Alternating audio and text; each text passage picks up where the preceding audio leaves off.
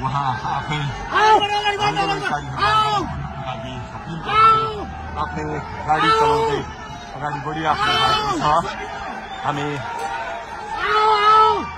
दुर्गा प्रसादसँगै अगाडि बढिरहेका छौँ। यहाँ निकै ठुलो मात्रामा युवाहरूको उपस्थिति देख्न सकिन्छ।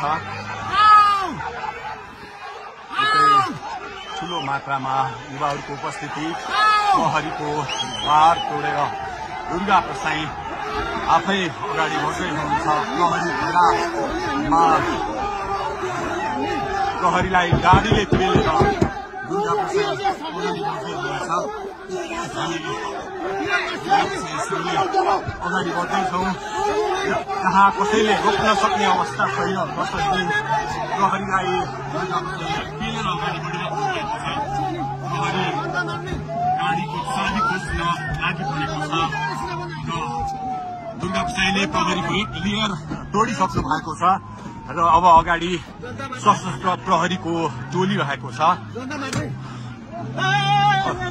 उहाँ अगाडि बढिराख्नु भएको छ। यो गाडीमाथि प्रहरीले अन्धाधुन्दा लाठीचार्ज गरिरहेको छ। तपाईँ देख्न सक्नुहुन्छ दुर्गा प्रसाईको गाडीलाई प्रहरीले रोकिराखेको अवस्था। उहाँले यो प्रहरीका सम्पूर्ण सुरक्षा घेरा तोडेर दुर्गा प्रसाई अगाडि बढ्नु भएको छ र यति बेला किनखुनेको यो पुलबाट अगाडि बढिसकेको छ। यो दृश्य अगाडिपट्टि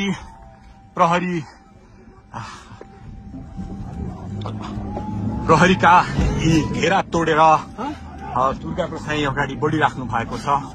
हामी दृश्य देख्न सक्छौं।